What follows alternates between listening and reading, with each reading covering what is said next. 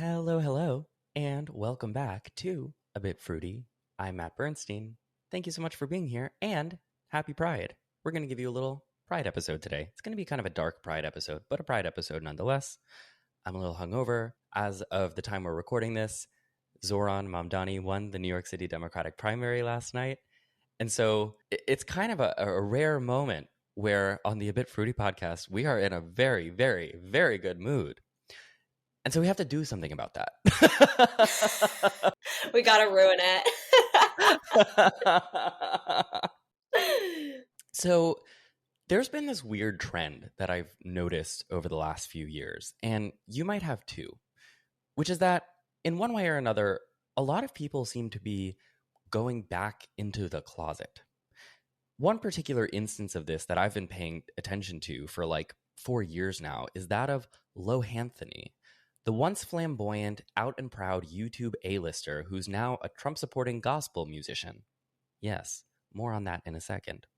But versions of this keep happening, whether it's gay influencers inexplicably becoming born-again Christians and renouncing their identities, or the seemingly never-ending stream of new detrans Twitter personalities, many of whom seem to be struggling with their gender identity very publicly, while claiming at the same time that they've returned to the body God intended them to live in.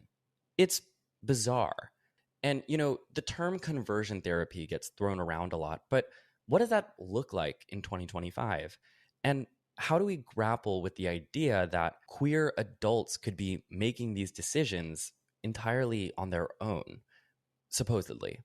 I want to interrogate what I've pieced together from observing this bizarre and honestly very dark pattern that I've been noticing, try to make sense of it, and hopefully create a path forward where this doesn't keep happening. Because I want my girls to be out. It's fucking Pride. Why are you in the closet? Come back out. To do that today, we are joined by one of my best friends. Welcome back to the podcast, Kat Tenbarge. Thank you so much for having me back. I am so happy that you're here. And Kat also on her newsletter, Spitfire News, just wrote an incredible piece on the misogyny of Ethan Klein. And as someone who has been recently attacked by Ethan Klein on the internet, Ethan Klein has made crazy Instagram stories about how badly I apparently want to fuck Hassan Piker, and that's why I support Palestinian humanity. I appreciated it a lot. So, I hope he's not coming after you too hard, and I appreciate that you wrote that. And if you want to support Kat's work, go buy a subscription to Spitfire News. It is the best way to support some of the best independent creators online right now. Aw, well, thank you so much. It has been a wild week. People in the H3 subreddit were also saying that I wanted to fuck Hassan Piker, and I'm like, I am a lesbian, and he's a very gorgeous man. Like, he is very attractive, so I get it, but it's funny that that's always the default response, no matter who you are. That's the line of criticism. Being a lesbian doesn't even stop that I want to fuck Hassan Piker, and like that's why I'm not a Zionist allegations.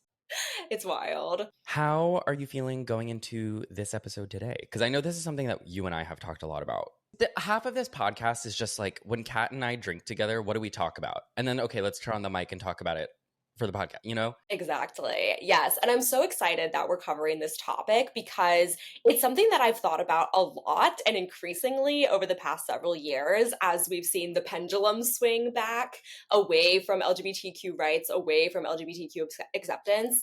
And this is an underexplored consequence of that. Like, you don't see a lot of people talking about how this actually affects LGBTQ individuals and their self-perception and how they choose to live and whether they're out or whether they feel like they can be out. Should we start with Lohanthony? Yes. Because I was like telling my boyfriend that I wanted to make an episode about like all of these people like receding back into the closet. And I was like, hey, remember Lohanthony, the like calling all basic bitches guy from 2012? He's like a renounced homosexual, like ex-homosexual Trump supporter now. And he was like, what? So some people know this, but I think a lot of people don't. And I think it's an interesting place to start. So Lohanthony was this force online in the early 2010s. He had a video that went viral on YouTube where he was twirling his leg around. Here, I'm going to try to do it. And he was like, calling all basic bitches, calling all basic bitches. You're basic. Calling all the basic bitches. Calling all the basic bitches. There's a new announcement. You're basic. He was like 12 or 13 years old when this went viral, and it catapulted him into like early YouTube A-list stardom. Lohanthony as a username is a portmanteau of his name Anthony and Lindsay Lohan, his iconic favorite celebrity. And he just became like the archetypal, like sassy gay kid online. Lohanthony's video of Zoe. This is like such a time capsule of what YouTube used to be, because it's like in the early 2010s, like through kind of like the mid to late 2010s, there was such a prominent queer culture on YouTube where you didn't have to do a lot because the platform was still so fresh.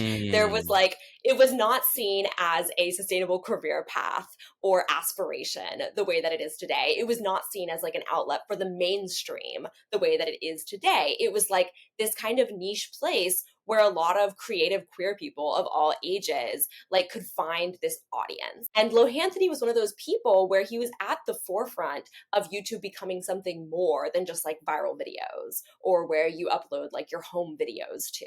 Because he went from like these like memeable moments. And I remember watching his content like in as a college freshman, just being like, it's so fun. It's so like funny and enjoyable to watch. And at the same time, you're seeing him and like other early queer YouTube stars like Tyler Oakley and Hannah Hart like showing up at award shows and like getting like the first YouTube magazine interviews. He's so embedded within like early YouTube history. Lohanthony was very important to me personally because we're like the same age. Mm-hmm. I also came out very young. I came out when I was 15, but more so than that, Lohanthony and I both existed in what people would make fun of me in school for, but called the glass closet, which is this idea that like you're not necessarily out of the closet, but it's like you're so gay that you don't need to tell us.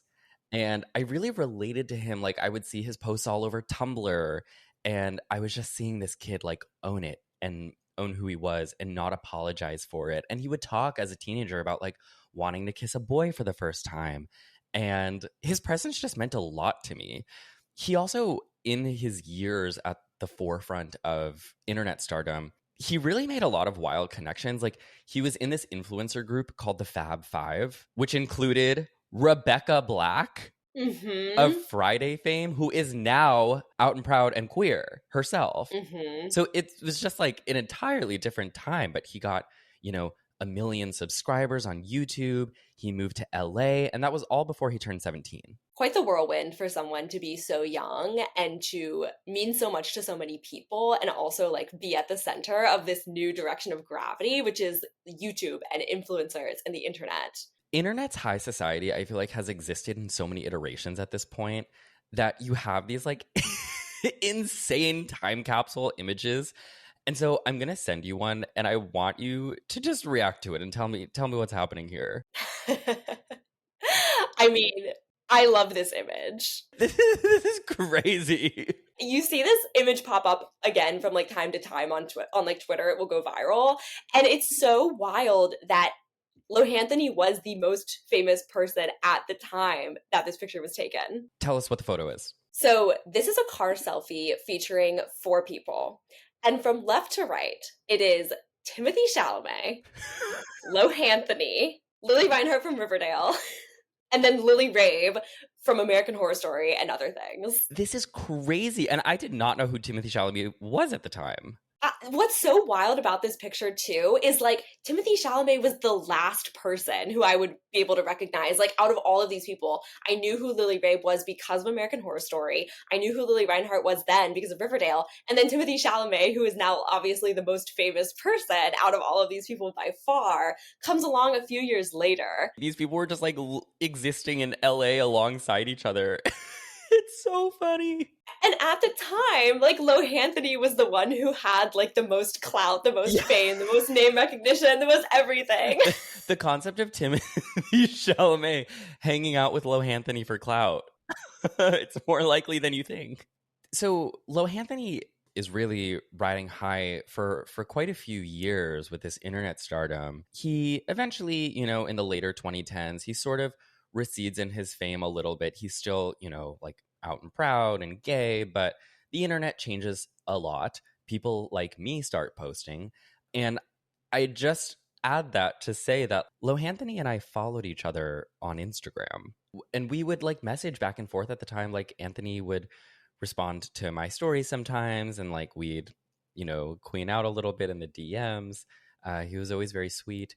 And if you can believe it, we still follow each other. This is about to take a pretty wild turn, but Anthony would go on to unfollow most of the people that he followed before his sort of conversion arc. And he only follows about 100 people now. And it's like Ben Shapiro, Donald Trump, and me. Wow. For whatever reason, he never unfollowed me. And I've never unfollowed him either. And I've actually gotten quite a number of messages from people over the years being like, why are you following this person? And my answer is this. I still hope, and this is probably going to become a theme of this episode, but I have a lot of hope that this is a person who will come back around one day. And I don't know, I just feel like even though like Lohanthony and I were never remotely close, like I feel like all you can do for someone when they are going through something like this is just be there the whole time. And for me, that's not a particularly hard thing to do. I just want to stick around on Instagram. But, I'm holding out hope, I guess is the point. Yeah.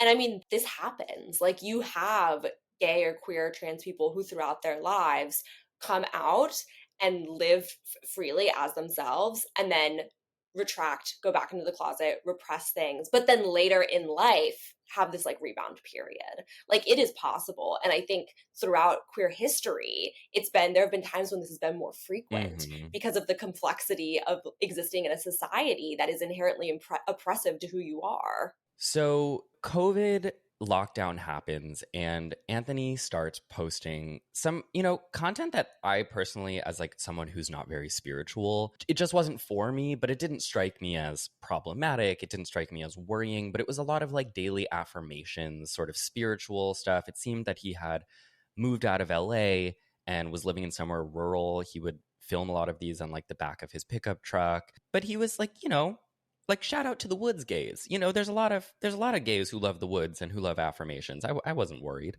And then in late summer 2020, this is 5 months into COVID-ish, he posts a 41-minute long YouTube video where he says what, Kat? Because I know we've both seen this. Yeah.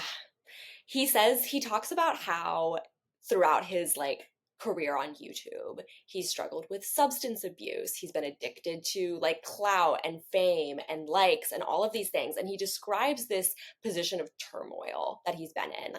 And he connects it to his gay identity and being queer. And he renounces his queer identity and basically says like, I'm choosing Christian celibacy.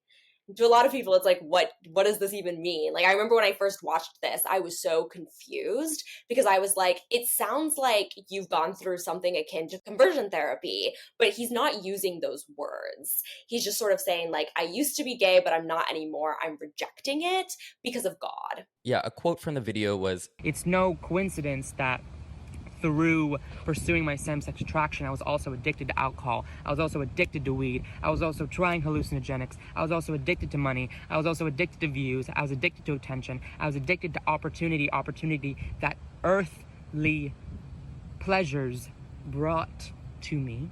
I believe in that video, he also talks about being abused as a child sexually. Yes. And associating all of this with his gay identity. Like he needs to shed his gay identity because it's sort of wrapped up in all of the other things he was doing that he perceived as sin. And so a lot of people immediately online, first of all, were like, what the fuck?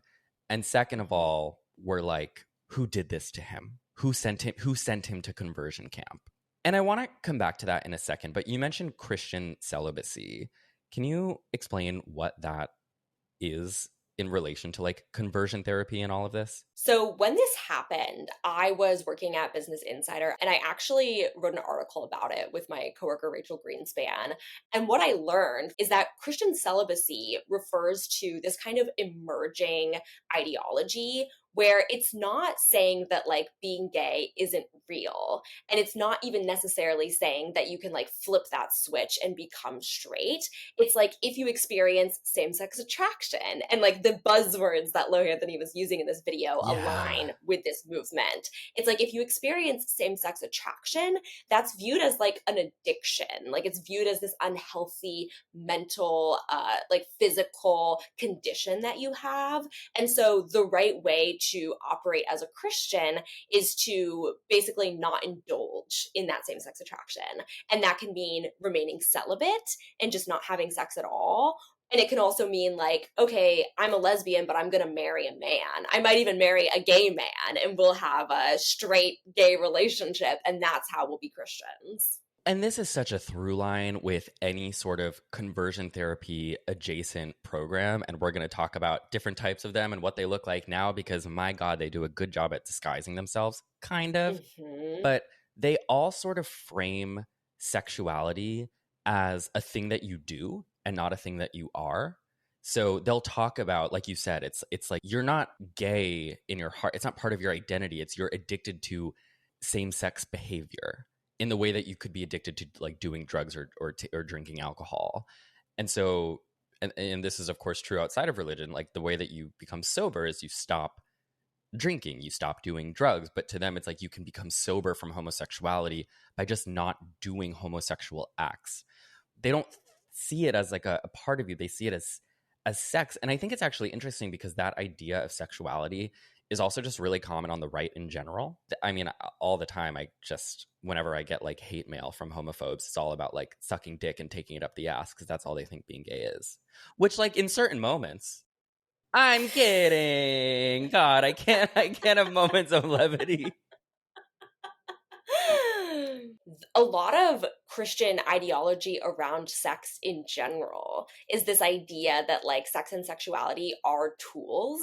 Like I grew up Catholic and my earliest sexual education was in the Catholic Church. And they would tell you, obviously, like you need to be celibate until marriage, but also when you're having sex, it's for procreation. It's man and a woman having a baby within the Catholic faith. And this is common across a lot of different religions. This is common across a lot of different denominations. And when it comes to like gay sexuality, it's like even if you have that urge, like we all have urges, we all want to watch pornography, we all want to consume alcohol, but you have to like, it's this idea of control. You have to control yourself. You have to not indulge in these like sinful things, but the devil's always going to tempt you. And the act of being a good Christian is to repress those parts of you. When you published that Business Insider article about what was happening with Lohanthony, you mentioned in it, and we were talking about this when I was preparing for the episode, that his YouTube bookmarks were public and that he was bookmarking content from a woman named Jackie Hill Perry. You know, the internet is so big and vast that someone can be so famous and you can also have no idea who they are. So who is Jackie Hill Perry? This is a woman who grew up identifying as a lesbian. She had relationships with women, and then she turned her back on what she calls same-sex attraction. She is an author and an influencer with 1.5 million Instagram followers, very active Instagram followers. Like currently, I was going through her content and I could not believe how popular it was. And she wrote this book called Gay Girl, Good God, which has, take a guess right now, how many very, very overwhelmingly positive reviews it has on Goodreads. I know I can't hear you guessing, but just take a guess. 25,000. And it's just like a pretty standard ex-gay memoir. Here's the blurb. In Gay Girl, Good God, author Jackie Hill Perry shares her story, offering practical tools that helped her in the process of finding wholeness. Jackie grew up fatherless, experienced gender confusion, it's my favorite kind of confusion, and embraced both masculinity and homosexuality with every fiber of her being. She knew that Christians had a lot to say about all of the above, but was she supposed to change herself? How was she supposed to stop loving women? when homosexuality felt more natural to her than heterosexuality ever could. At age 19, Jackie came face to face with what it meant to be made new, not in a church or through contact with Christians. God broke in and turned her heart toward him right in her own bedroom in light of his gospel. This makes me so sad. One of the things that makes me so sad about this is I went on to the Goodreads reviews because I was really curious, like, who is leaving 5-star reviews on this book? And the theme that I gathered from it was it's a lot of people who are at least claiming that they do not experience same-sex attraction. Maybe some of them have a little bit of a thou doth protest too much vibe, but for the most part, this is people who are saying they're not gay, they've never had gay thoughts, whatever. And they like stuff like this because it provides a very convenient narrative if you ever feel guilty about your bigotry. This serves a purpose within the broader Christian community where it's like you don't have to feel bad about not accepting gay people because you can just reframe that as like it's actually gay people who need to do the work to repress that part of them. There was one review in particular, though, that really saddened me, which was, it was a 5-star review, and it appeared to be from someone who was very, very young, because they wrote in their review that, like, they had stopped and started the book because they needed to finish their homework, and then they finally got back to it, and they were like, this book is such a great resource for me. It's awful. It is so depressing. And it's like, yes, freedom of speech, but this is so harmful to people who come into contact with this ideology. And with the case of Lohanthony, you see a direct connection between like how this can influence people. 100%. I mean, Lohanthony was someone who ostensibly read this book, probably among other things, and was like, you know what? Yeah, I am going to turn my back on same-sex attraction. Can I read? I was also reading the Goodreads reviews of this book. There's one left by a woman named Amy Morgan. It's a 4-star review. And this just really tickled me. Jackie's testimony is powerful. Also, if you replace gay in the title with whatever your personal idol is, really good book about worshiping God instead of gods. Convincing book no matter your particular struggle. I just love the idea. It's like, when talking about renouncing your homosexuality, if you replace homosexuality with anything else that you like, it really holds true. And being gay is no different than worshiping Britney Spears. And I'm like, sure, okay. In my case, they are one and the same. But what the fuck are you talking about?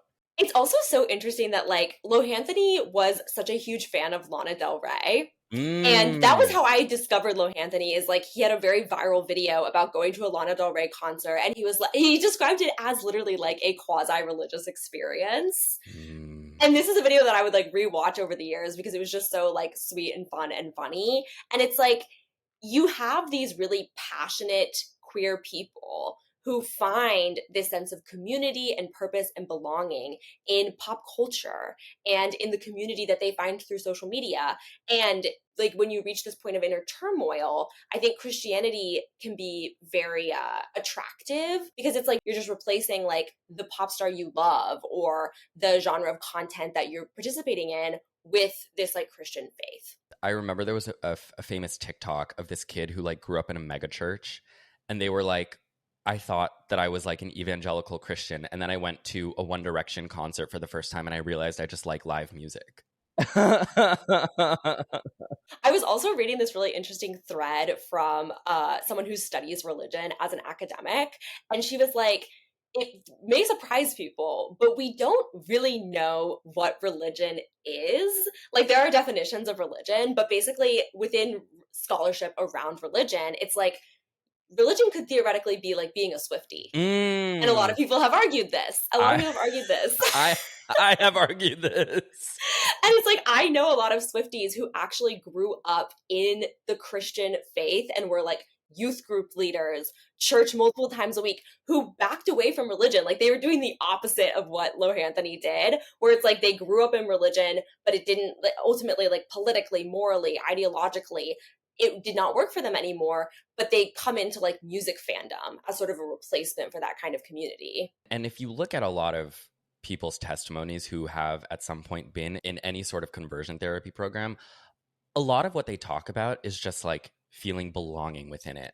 So anyway, Lohanthony has this sort of dramatic shift. A lot of people online are like, who sent him to conversion therapy? Like, was it his mom? But like, that didn't really make sense because like his mom had long been featured in his content and was very supportive of him. Yes. So it was just kind of like this vague, like something happened to him.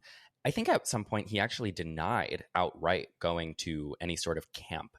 And for all I can say, like, I believe him. And I also don't really think that that's the point.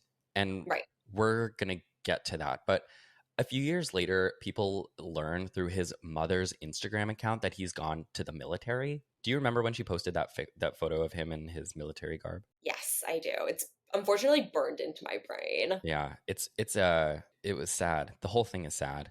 It is sad. And now he's sort of crept back onto YouTube and he posts gospel music now. Glory to Jesus Christ. I believe I can find more happiness. His situation is revived in the internet public conscience every now and then. For example, when Brat came out, there was like a viral tweet that was like, "Rest in peace, Lohanthony. You would have loved Brat." And that's honestly really sad. Like, it's a little like funny, it's a little bit of a joke, but it honestly is really, really sad. And I think a lot of people will look at something like this and be like, well, he's not hurting anyone. Like, this is just him. Like, this is his individual journey. He's not like hurting anyone else. That's not really the case.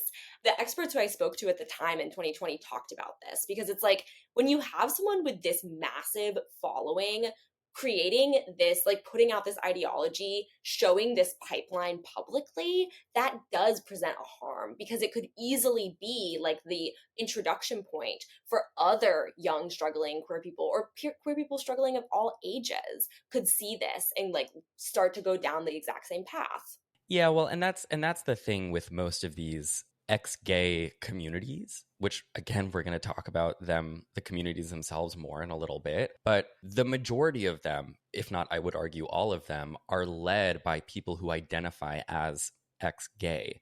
So in a lot of situations, it is people who have been victimized by this ideology, basically advertising that abuse to other people, saying that oh, it worked. It's also like needless to say, but repressing part of yourself and repressing desires that are healthy and natural and good is not good. Like creating this sense of shame around who you are and the way that you love and the way that you live your life is unhealthy. Like it's often, I feel like within this community and even outside of it, it's framed as like, well, this is just people's choice. And it's like, well, it's propaganda is what it is. The most out there take yet on the A Bit Fruity podcast, conversion therapy is bad. I'm like, it's actually good to be gay. They're going to cancel me for this one. This might be an unpopular take here, but like gay sex is kind of a good thing. Well, in 2025, we do kind of have to go back to basics. So let me just say, gay is good. Yeah, let's start there at square one. I want to put a pin in Lohanthony for a little bit. We'll come back to him and kind of what we think actually happened because it's still sort of not clear. But while we're doing this sort of internet historiography, there is another person who went down a very similar thing who I want to throw in here because he's another person who gets kind of swept up in this viral conversation every few months online. Kat, do you remember Staten Harry, aka the Lady Gaga boy? Hey monsters, what's new? Today I'm going to be lip syncing to Ale Alejandro, Ale Alejandro. You better enjoy it. Keep those paws up, very high, super high, higher than before. Of course I do. This is this breaks my heart. It is truly heartbreaking because it's like the video that he created that went viral is so sweet. And it's like, this was a child who was 11 years old at the time that he made this video. And he's like wearing a Lady Gaga t-shirt in a room covered in Lady Gaga merchandise, doing like these flamboyant, over the top lip syncs as like a little monster. And it went super viral. It was very, very cute. Lady Gaga herself was like, I love you. And he was like, this is the best day of my life. And you still see this used as like a reaction video from time to time. What does he say? Come on, little monsters. Everybody better be jumping. Everyone better be jumping. I know the intonation with which he says, everybody better be jumping, because it's such a joyous video. But I remember seeing this and being like, oh my gosh, like, you're the 11-year-old who is so himself that, like, I wish that I could have been at 11. Mm-hmm. Do you want to take a beat, though, on, like, the topic of children going viral? Because I think a lot of people misunderstand how scary that can be when you're a child. And the same thing happened to Lohanthony. I mean, Lohanthony was like 12. Yes. And I think that, like, when you look at kind of the trajectories of these stories that we're talking about, it's not just like out of nowhere you're renouncing your queerness. It's like there is typically an element of like trauma, and going viral as at any age, but particularly in the vulnerability of youth, when you're 11 years old, when you're 12, 13 years old, that can be traumatic, even if at the time it feels good. Because having this level of mass exposure is fundamentally unnatural. And like, again, people of all ages talk about this, about how going viral is like, there are the good parts of it, but there are also the overwhelming bad parts of it, particularly when you have a very young queer child being pushed in this huge way in front of so many eyes all of a sudden. They're not asking to have this massive audience. It's like, you can imagine the consequences of that, the immediate scrutiny, the overwhelming amount of bigotry that these children are going to face. I can only imagine what like a Facebook comment section would look like on this video today. It would be horrible. And at the time, I'm sure it was horrible. Like, for on the gay internet, we love stuff like this, but on like the straight internet, it's like, this child is being abused. Do you know what I mean? Yeah. Oh my God, totally. I think the comments would be worse now, honestly, because Agreed. he went viral before the groomer panic started, but now it would just be like, I mean, now like his parents would have like CPS called on them probably by like some crazy right-wing sycophant. His house would get swatted. Unlike Lohanthony, Staten Harry, who's this boy, he doesn't really become like a career content creator. He just kind of has these like Lady Gaga lip sync videos that go very, very viral. And nobody really hears from him for a while, so much so that there was actually a Twitter account created called Where is Staten Harry? And which is That's so funny. it's also like he could just disappear. It's okay. You know, COVID happens.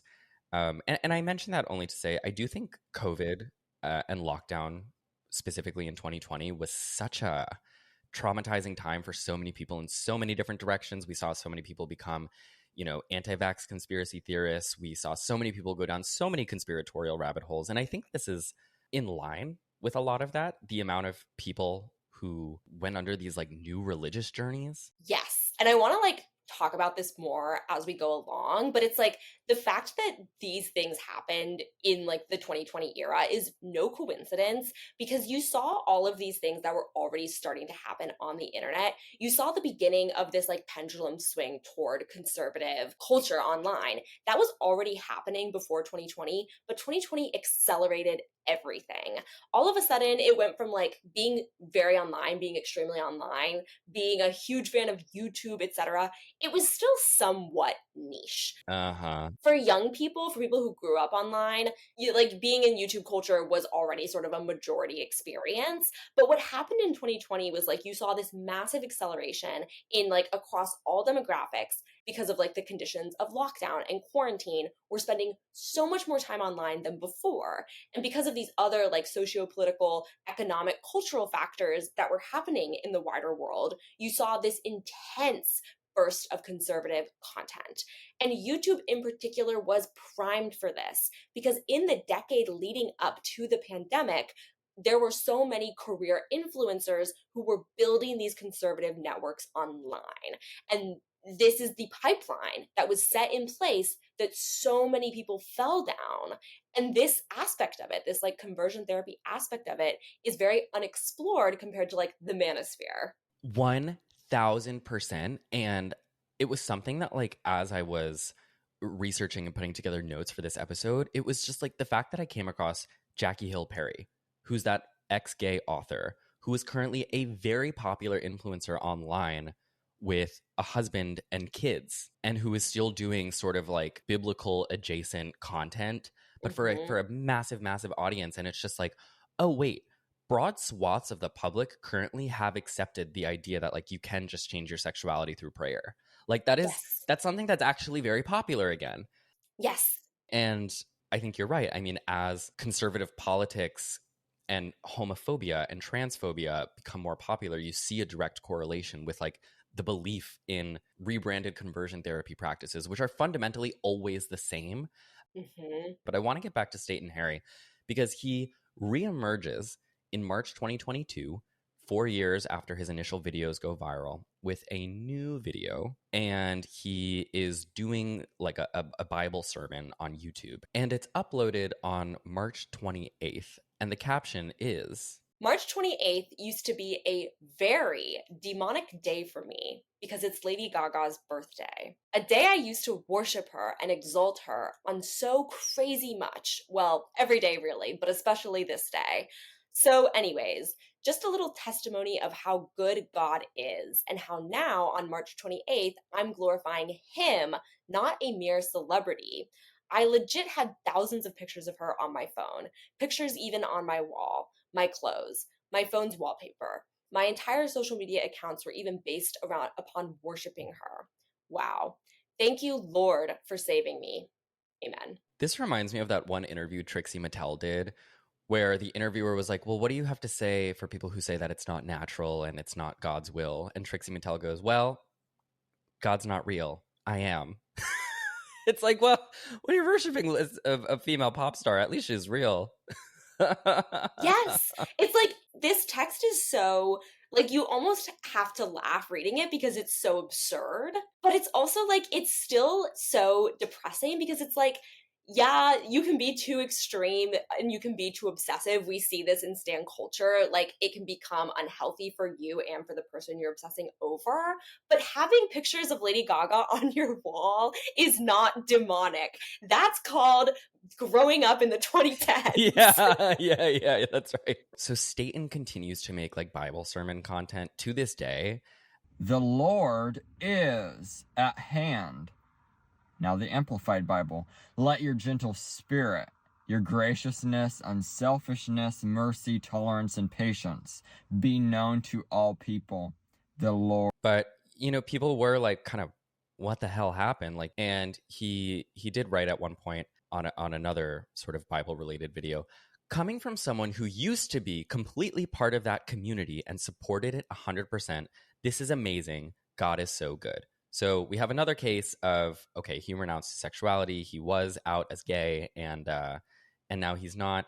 Again, like people, because his like Lady Gaga videos still go viral, like people bring up that he is this, you know, basically like Bible thumper YouTuber now. And it's the same comments that Lohanthony got. It's actually sometimes people will be like, oh, he was like Lohanthony'd. But people will say, you know, I feel horribly, like someone sent him to a camp. I can only imagine what must have happened. And people harass these figures too, which I don't think is productive. Like when Mayhem came out, Lady Gaga's newest album, like people were like commenting all over his stuff. Like there's this one, please react to Abracadabra. And he said, no, thank you. He wrote this thing on TikTok that was like, yes, I am the Lady Gaga monster child, but I no longer associate myself with Lady Gaga and believe that her fans are demonic, and I do not condone that behavior. Thank you.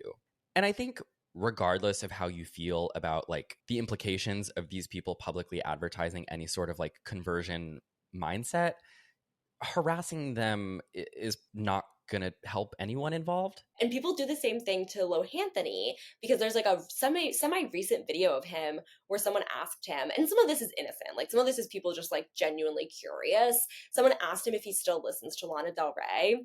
And he actually said he sometimes does. Like he was like, I don't listen to any of her new stuff, but occasionally I'll listen to like the Born to Die album. I mean, no matter what religious transformation you go through, Born to Die still hits. he's like, I'll put on a little Without You. And I'm like, me too. And also it's kind of ironic because I'm like, maybe you should listen to newer Lana Del Rey albums because she's kind of gone on this conservative trajectory. Yeah, the newer stuff might hit too.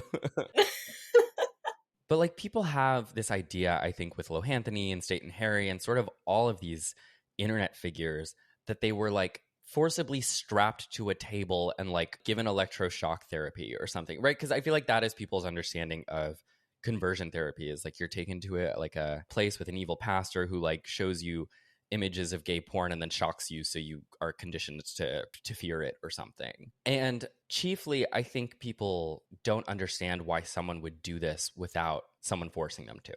Yes. And it doesn't help that, like, this is still a really common media portrayal of what conversion therapy is. Like, you saw this in, ironically, American Horror Story. Yeah. In, like, season 2, Asylum. This was a portrayal. And you see this, like, there are still to this day movies that come out about conversion therapy where it's like the evil man, like, straps them to a chair in the woods. And it's like, I understand this is very common and consistent like horror imagery, but it doesn't reflect the reality, which is frankly even more sinister than that in a lot of ways.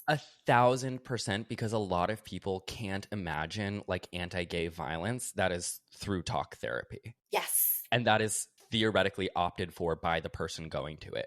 Yes. So I want to talk a little bit about sort of the modern history of ex-gay Christian ministries in the United States, because I think something that you realize pretty quickly when you look at the history of this from like the 70s until right now in like Lohanthony, Staten Harry era, is that it's actually just the same thing the entire time. And it's not electroshock therapy. And it's not, you know, like we're going to whip this out of you. And for those reasons, it's way easier for it to fly under the radar of anti-conversion therapy laws. So this group called Exodus International is founded in 1976, which is basically, it's a coalition of ministries devoted to ex-gay identifying Christians and hopefuls. By the way, a number of former leaders from within Exodus International, who all at one point identified as ex-gay, were the subjects of a Netflix documentary called Pray Away, which I really recommend watching.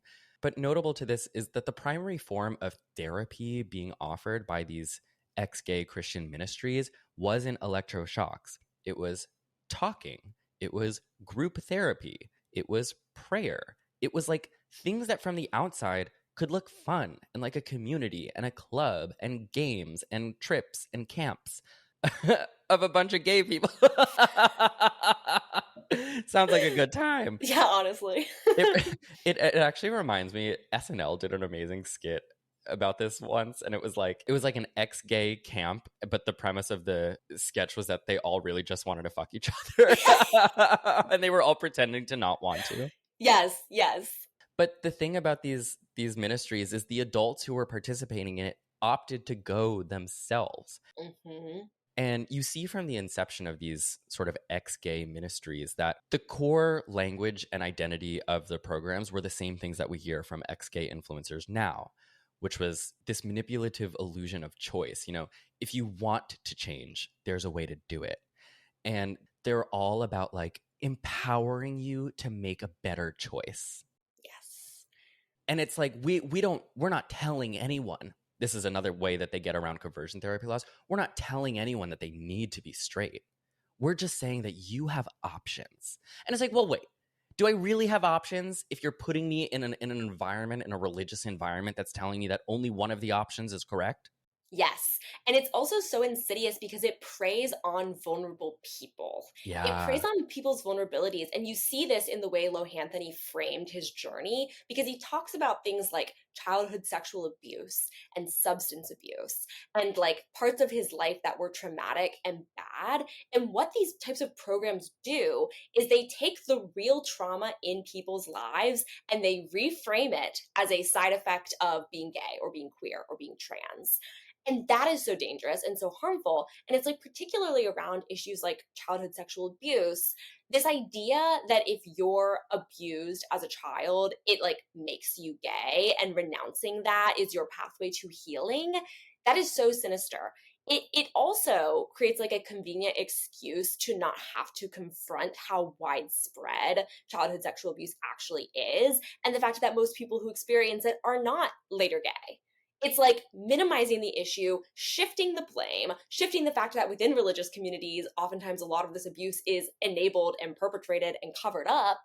And it's like the same thing with like substance abuse issues. A lot of programs for treating substance abuse kind of trick you because you come in the door thinking that you're coming into a community space that is very welcoming, that's going to help you, and you're so vulnerable and primed to be convinced that what will ultimately help you is like renouncing your sexuality.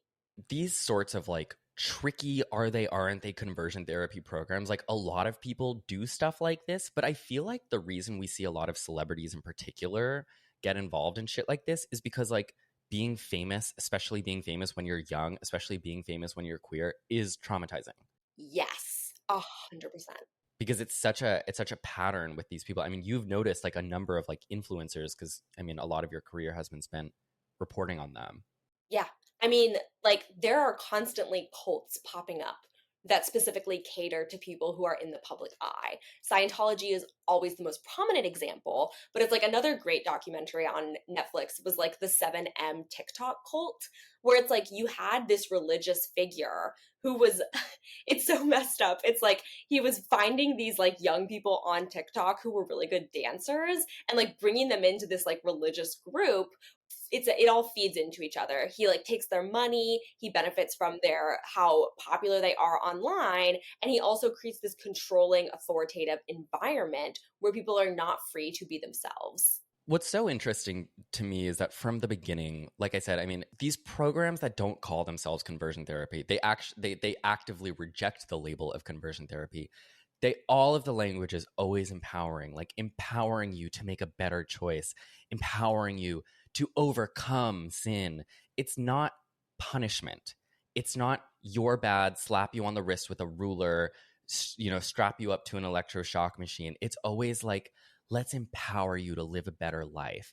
That I think is a crucial part of like conversion programs, especially modern conversion programs, that it doesn't align with the way that they think about conversion therapy. Mm-hmm. But the thing is, the part that makes all forms of conversion therapy bad and the same, I mean, yes, electroshocks are bad on their own, like nobody wants to be electroshocked, but the fundamental belief is that if you try hard enough, you can change. And the abuse will ultimately feel the same, whether shocks are part of that process or it's just having to exercise self-control on your own accord over something that cannot be changed in this way. Yeah. I also think that people shy away from having more like nuanced conversations about like how we express our sexuality and how we know what our sexuality is.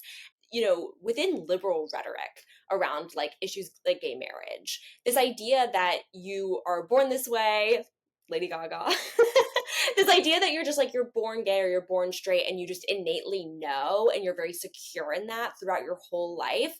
This can be helpful messaging in terms of just explaining to people like why they shouldn't be homophobic, but it also fails to acknowledge the fact that the societal conditions and the conditions of the community that you are in at any given point in your life can have an effect on how safe you are to not only come out to your community, but to come out to yourself. And people don't like to grapple with this because then they have to grapple with their own sexuality and like ask themselves harder questions. But it's like, we are socialized in a society that is heteronormative, that assumes everyone is straight until proven otherwise. And this contributes, even outside the context of conversion therapy, this contributes to like why it can take people 30 years to accept the fact that they're gay or to accept the fact that they're trans. And if we did live in a more accepting society, then perhaps, and we see this reflected in the data, when society becomes more tolerant, people discover their identities earlier. They become more comfortable and accepting in their identities earlier. And when you have these repressive systems, then it actually changes how people feel about themselves and it becomes murkier and more difficult to like inhabit that perspective. 1,000%. Just back to the historical timeline a little bit. Like I said, these ex-gay programs have basically always been run by people who identify as ex-gay themselves. And so, as you can imagine, the inner workings of these movements have kind of always been a total mess in ways that are like, it's the whole thing is built on a house of cards, And there have been some really incredible examples of that house of cards collapsing underneath itself. And so one of the examples I want to give you is of a guy named John Paulk, who was one of the subjects of that Pray Away documentary. But he joined Exodus International, identifying as a gay man in the 80s, very early on in the movement. And he began identifying as ex-gay. He married Ann Paulk, who was also in the program and was an ex-lesbian. What could go wrong? The two of them were on the cover of Newsweek, and I want to send you this cover, and I want you to describe it for people. First thing you need to know about this cover is that if you were walking down the street today and you saw this cover, it would not even be that out of place. Yeah. Because so it's this issue of Newsweek, and it's the couple, and they're next to each other, like he's got his arm around her, they look very normal. It says gay for life, ? Going straight, the uproar over sexual conversion. And then I'll also note there's this big yellow like banner over the Newsweek logo that's like terror, bombings, like the US Embassy. And I'm just like, God, it's time is a flat circle. Time is a flat circle. We're always like fear mongering about gay people and like terror. We're back to conversion therapy and bombings. Yeah. Can you describe how they look on this cover? Yes. They look so uncomfortable. Like palpably uncomfortable. Like the face that the woman is making is like, she's like, I love men, and my husband who loves women has his arm around me because he loves women and I love men. That's right. It's very funny. It's like a 60s nuclear family cartoon, but like bought off of Temu. Yes. You know, like we're not convinced. This is not the real stuff.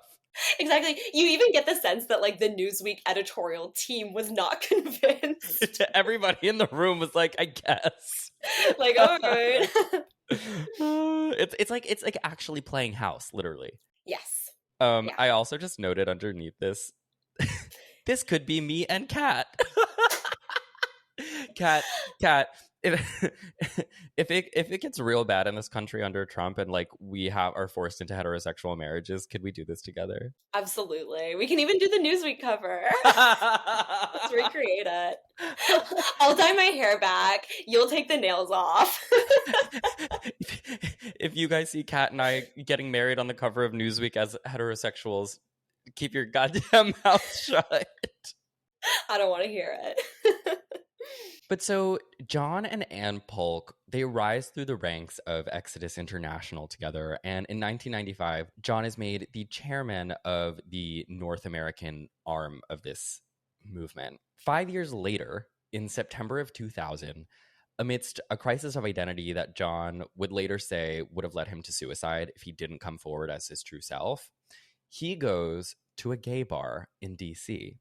And this is like telenovela drama. A patron at that bar recognizes him as like a leader in the ex-gay movement, calls his friend who works at the Human Rights Campaign.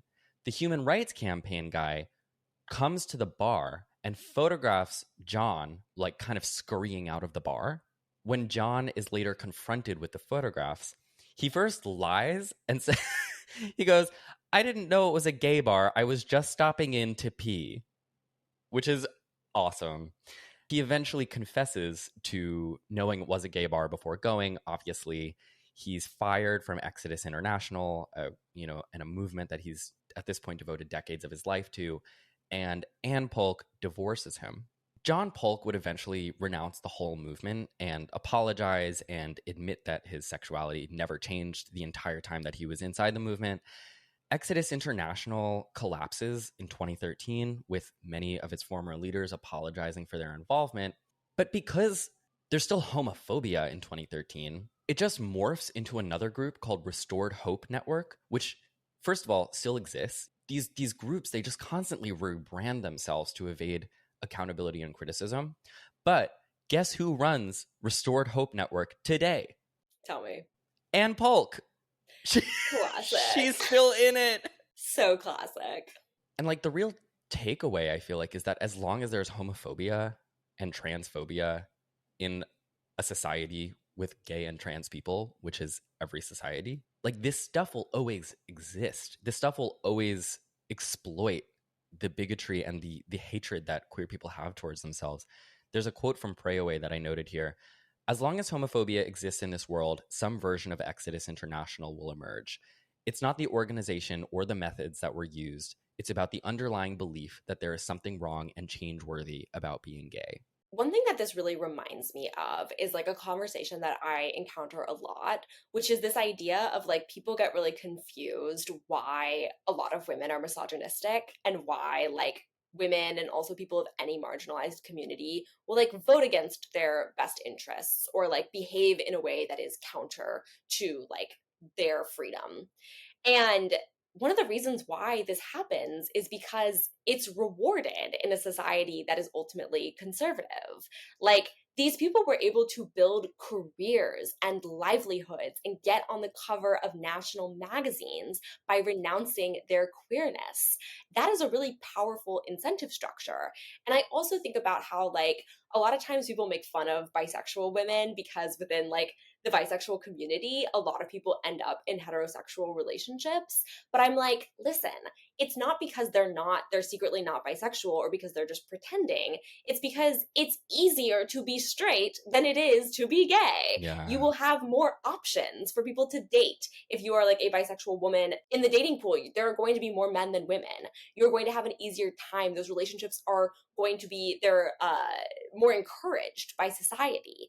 And so people make choices not just because of who they innately are, but because of the way our like political culture is structured.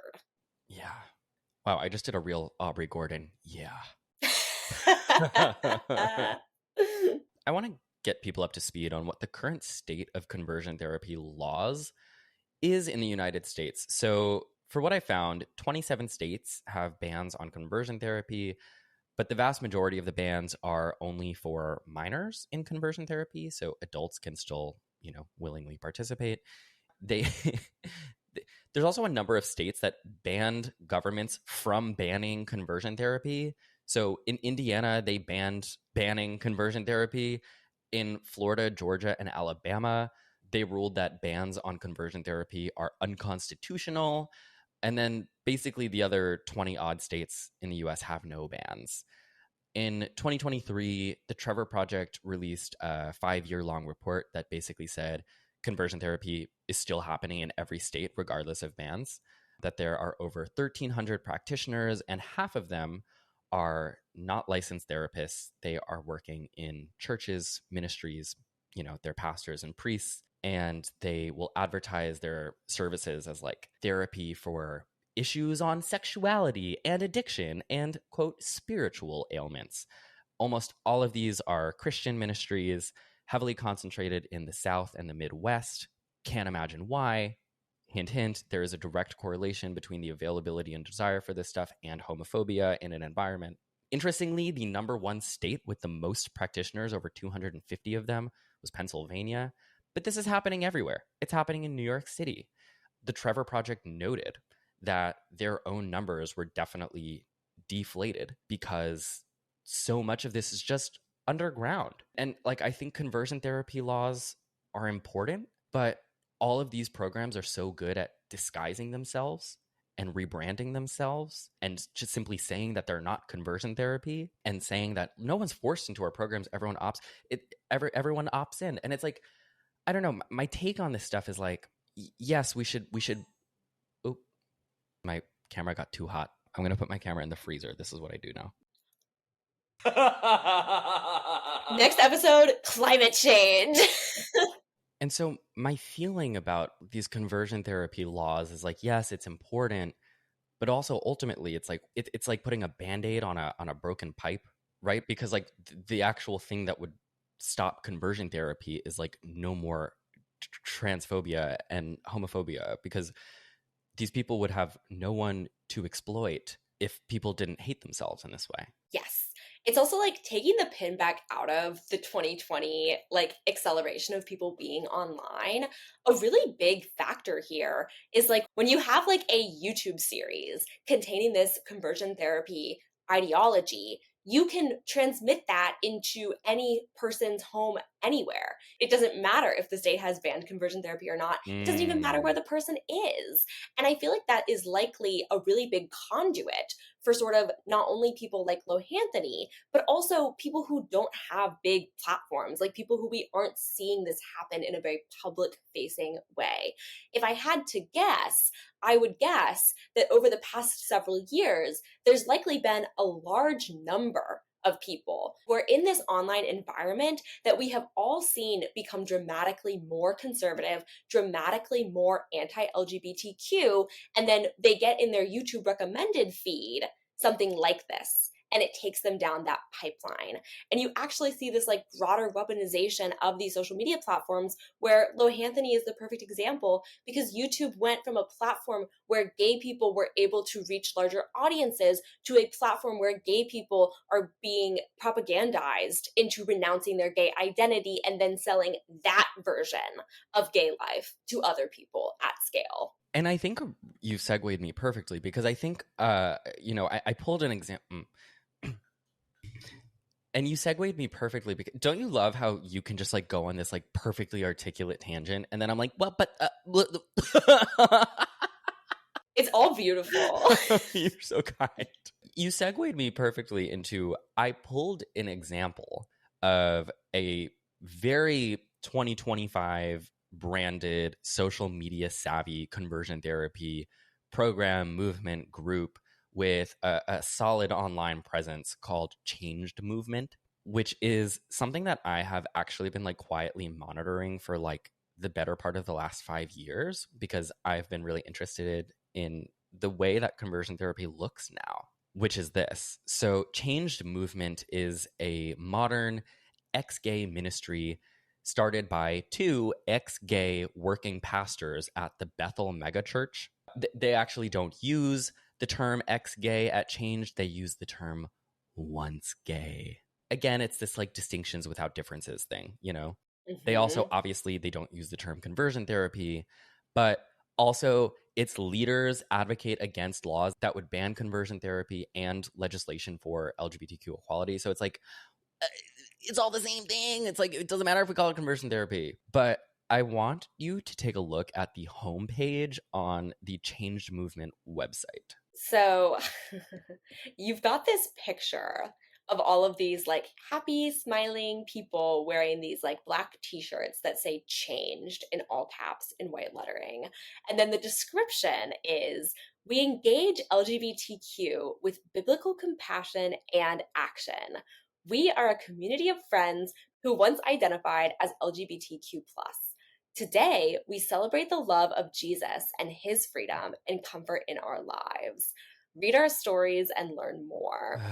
And looking at these people, I can tell that some of these people were once gay.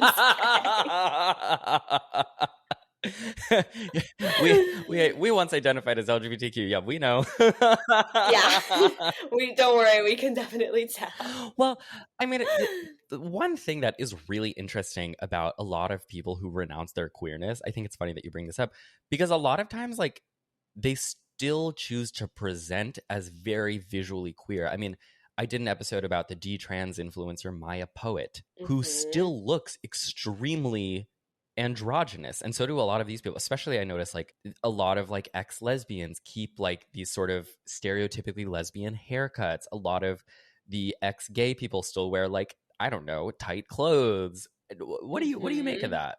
That's a really good question. I feel like it lends to the idea that like being gay is not just in like your sex life.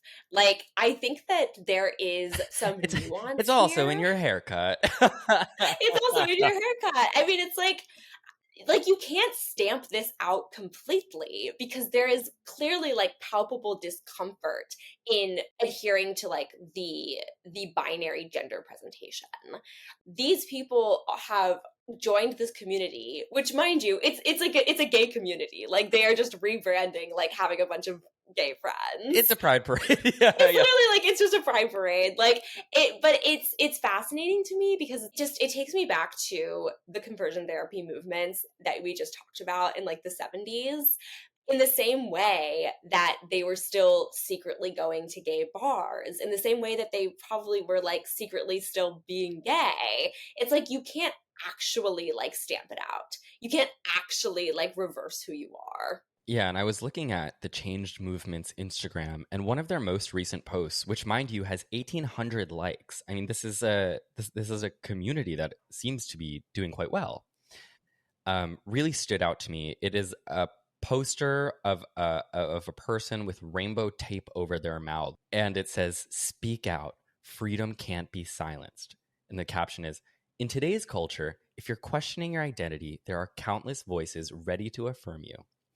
Well, yes, I'm right here. My name's Matt Bernstein. But what if your convictions lead you in a different direction? What if your faith leads you to seek transformation, but the door to counseling is slammed shut? And then it's just like, we're running workshops to pray the gay away. You know, it's whatever. But it's just so interesting because these people are very smartly tapping into this like right-wing grievance culture around like, you can't say anything anymore because the rainbow mafia is going to duct tape your mouth shut. Yes. You can't even practice, you know, abusive pseudoscience anymore without the woke mob attempting to shut you down. And it's like, ugh, God. Yeah, it's this idea that it's actually revolutionary to like be anti-gay. Yeah. And it's always predicated, like you see this with Me Too, you see this with Black Lives Matter. It's always predicated on the idea that we are a more equal and just society than we actually are. And I see this with like specifically being gay a lot because there's a huge misconception that once gay marriage was legalized, homosexuality ceased to exist. And it's like, I grew up in Ohio. So wait, that homosexuality ceased to exist? let me start over. There's this misconception that as soon as gay marriage was legalized, homophobia ceased to exist. And that is not true. And it's like, it's very obviously not true, but there's still this sense, and I see it all the time, even from liberals and leftists, that like homophobia really isn't an issue anymore because it's so popularly accepted. But that is not the case. Like, I grew up in Ohio, and so I know firsthand that like communities, even in progressive leaning spaces, are not completely eradicated of homophobia. It is still the dominant ideology. Heteronormativity is still the dominant ideology. Even if someone isn't homophobic, like our society is still one that's designed around being in heterosexual partnerships. And like you can't escape that. And so this idea that it's very revolutionary and very going against the grain to like be pro-conversion therapy is just not true. I want to wrap this up with a really recent example, something that just happened like in the last month or so online with yet another influencer and their online relationship to a certain transphobic billionaire. So someone named Hendrix, who goes by, did you see this? Yes, I did. Someone named Hendrix, who goes by the Twitter handle Legal Tweets, is a 43-year-old longtime Twitter creator and activist for LGBT people who identified until very recently as a transgender man. They have had a number of gender-affirming medical procedures, and they very recently announced that they were detransitioning and now identify as a lesbian. Now, this went very viral for a number of reasons, notably that this person is claiming to detransition, but is not changing their name back or stopping taking hormones. I don't really want to get too deep into any sort of interrogation about their identity because it seems like none of my business, and it seems like yet another example, many such cases, of people who claim to be converting back, detransitioning, going back into the closet, renouncing their identity, but who are also simultaneously very clearly still struggling with that identity in front of people. So I don't really want to like pile on. But what really struck me was a singular interaction this person had with J.K. Rowling. Now, this Twitter creator, Hendrix, has sparred with J.K. Rowling, as have many LGBTQ people online for the last couple of years. And I want to show you this Twitter interaction that they had with J.K. Rowling when they announced that they were detransitioning. Kat, would you like for me to read Hendrix and you read J.K. Rowling? Let's do it. So Hendrix tweeted that they were detransitioning, and J.K. Rowling said, I know we've had our differences, but this is one of the bravest posts I've ever read on here. Welcome home. Thank you, at JK Rowling. It feels hard, but it's the right thing for me. I'm glad to be home. And then she says, can you follow me? I'd like to DM you. And then Hendrix says yes. This was so sad to me. Yeah. Because this is, a queer person who has identified J.K. Rowling's abuse towards trans people for such a long time. I mean, they tweeted calling out J.K. Rowling's bigotry for so long before this. And then they said, I'm not trans anymore. And again, regardless of whether or not this person is trans, it's really none of my business. But the point is, as soon as they said that they weren't, J.K. Rowling says, welcome home. And I feel like it really just goes to show that these sorts of shifts around identity will occur as long as there is an incentive to not be queer, to not be gay, to not be trans. How nice is it for an extremely popular billionaire to tweet at you and say, welcome home? That feels good. Yeah. That feels good. And being queer a lot of times doesn't. I mean, it feels good in the most, profound sense of you're being your true self, but being up against bigotry all the time sucks. How nice does it feel to be welcomed home? It's such a microcosm of everything that we've been talking about, because it's like J.K. Rowling bankrolled and pushed so hard for trans rights to be rolled back in the UK, which they were. And so now we have this political, social, cultural environment where people are discouraged from being trans. And so then you have individuals, and again, not speculating on this person specifically, but of course, in an environment that is regressive, that incentivizes you to go back in the closet or undo your transition, your sexuality, people are going to do it because that incentive structure has been provided for them. Yeah, and I want to note here, I've said in other episodes, of course, there are people who detransition because they learn that their identity, their understanding of their own identity has changed. It's not right for them. But also data shows that a lot of people who do detransition because being trans and out is hard. And it's not because they're not trans, it's because transitioning is hard. And so considering everything we've talked about over the last hour and a half, it's like, I feel like the lines between did this person go to conversion therapy? Did this person detransition? Did this person go back into the closet by choice? It's all so blurry because it's like, it's like the illusion of choice in a world that is so homophobic, in a world that is so transphobic, in a world that's telling you what they think the right choice is. You know what I mean? 100%.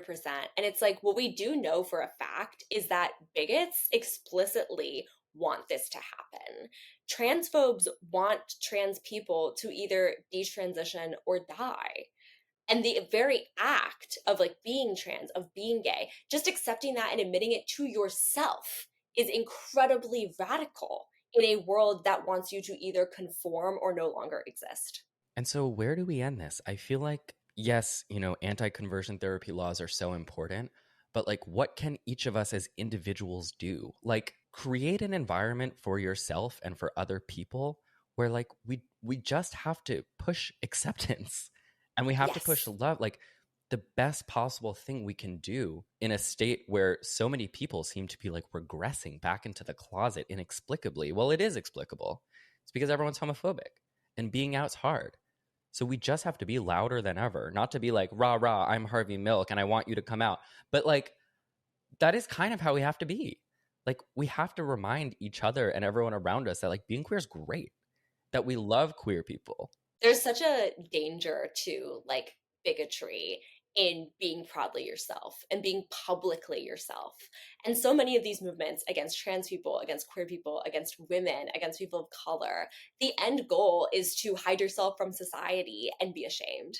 So when you do the opposite of that, when you exist loudly and proudly and queer or trans, then you are directly fighting back against these structures.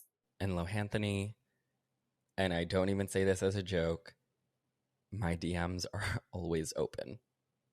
Kat, thank you so much, as always, for joining me on this podcast. I know you've had a long week. No thanks to Ethan Klein, but I really appreciate you taking the time. You're so singular in your insights, and I really hope that everyone goes and subscribes to your work at Spitfire News. It's fantastic, and it'll be linked in the episode description. Thank you so much. I'm so glad that we're talking about this. I love you all. If you made it this far, thank you so much. I'm so incredibly grateful. Happy Pride. Let's just throw as much proud gay shit at the wall as we can, because we all need it. We all deserve it. I love you, and until next time, stay fruity. Yippee! That ended at a very hopeful place. I'm happy with that.